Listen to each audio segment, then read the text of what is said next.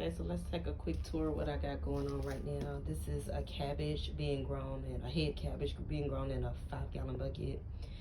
This is all Swiss chard being grown in a 3.5-gallon bucket container, and I have them kind of elevated off the ground like that, so you're just not making those big circles on your patio or on your deck or something. I think it's about 5 to 6 plants in there. And this one here, I got 3 different plants: 1 kale, 1 Swiss chard, and 1 mustard green. Mustard green is huge. I've never grown the mustards before. The other 2 I've grown before, but I've never grown that before.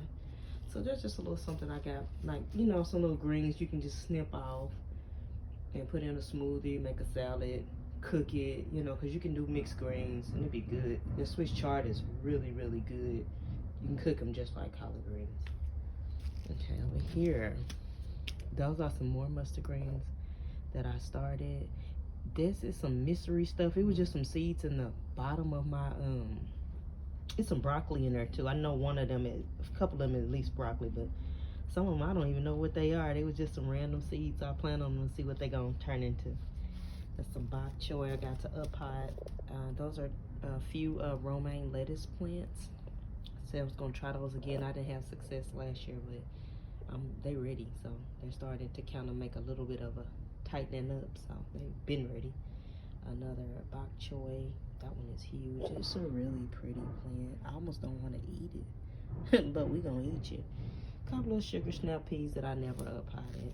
Okay, over here we got some different more greens, because that's all I'm really focusing on this fall is greens. So got more kale. Can't have enough kale.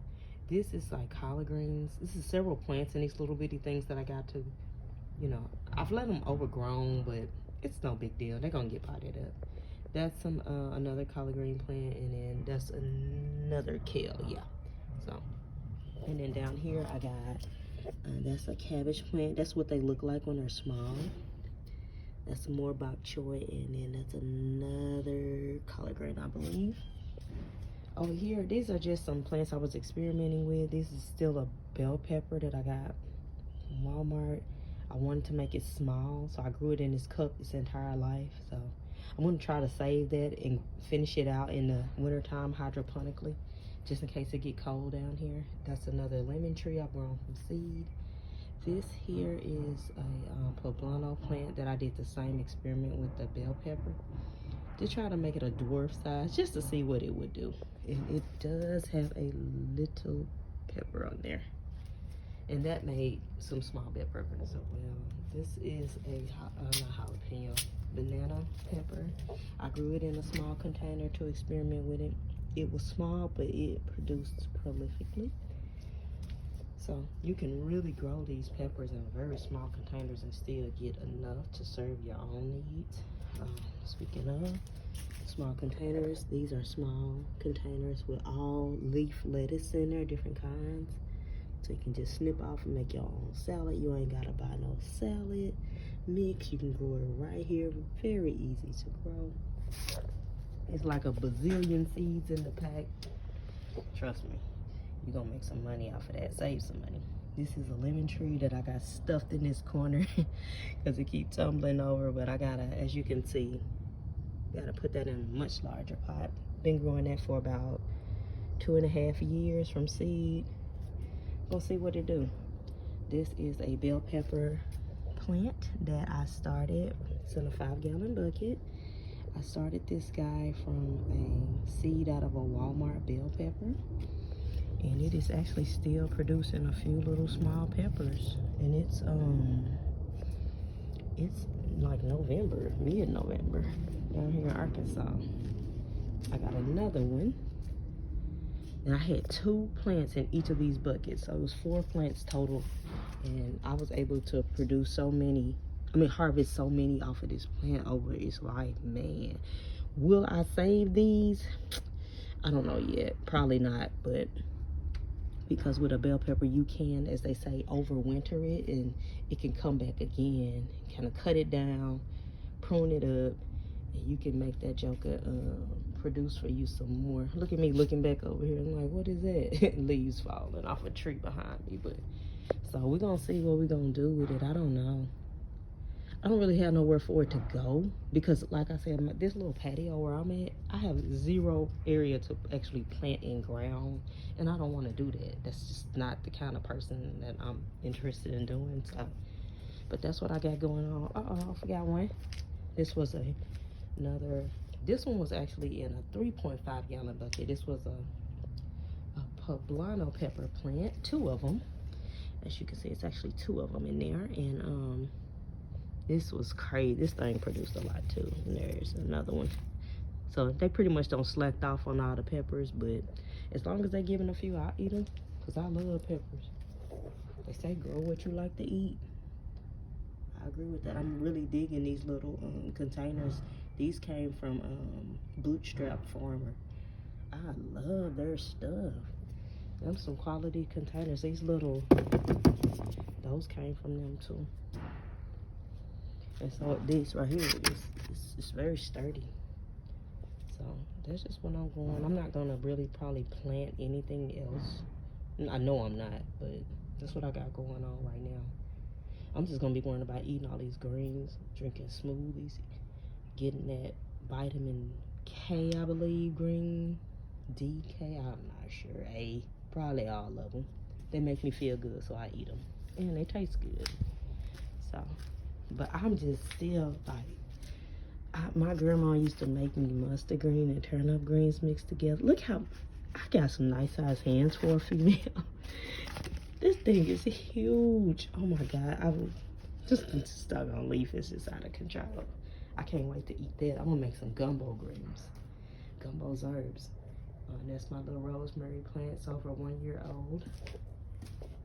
So I just gotta tidy up back here. I got this plant from Whole Foods. It actually almost died, but it came back. So I'm gonna split that up eventually and put it into 2 pretty pots so I can have 2 rosemary plants.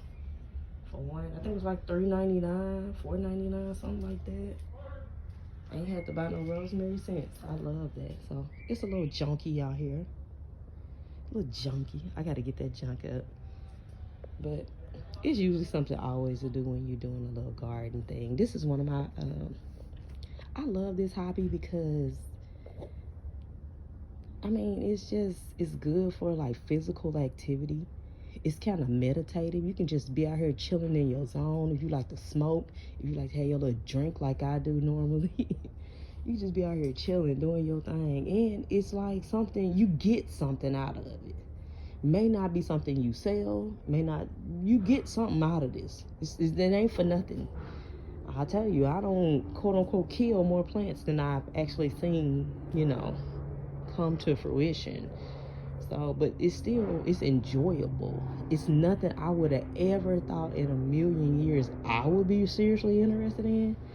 Nah, my grandma and them, they grew everything on their little property back in the day. So we grew up seeing it, but I never had no interest in it. Just, it's just what you did. It was your life. So they had everything out there, but shoot, you got to keep it going, even in an urban setting like I'm in. I'm in a little urban type setting here. Get you some of them little pot planters or whatever. Those things was $20. I got them off season at Walmart. $20.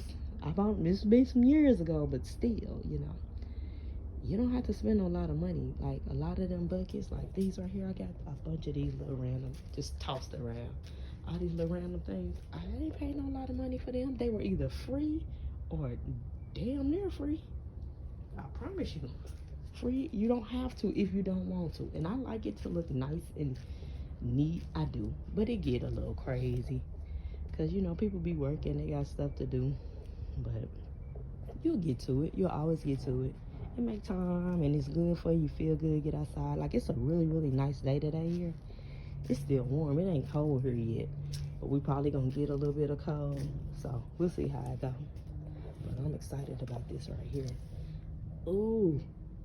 Look at it. Yeah. I love salad, so I'm going to always have some salad. As long as they growing, I try to protect them if it get cold. But other than that, this is what I'm doing out here. I appreciate y'all stopping in. I'll show you my little hobbies. This is one of my hobbies. I'll probably show some more of my little hobbies. because I'm a home type person. I mean, I get out and about sometime, but overall, I like to be at the crib. And this is just so peaceful, chill. Like I said, you come out here, smoke, have your drink, read your word, whatever, you know, whatever floats your boat. So that's all I got. Come back, stay tuned.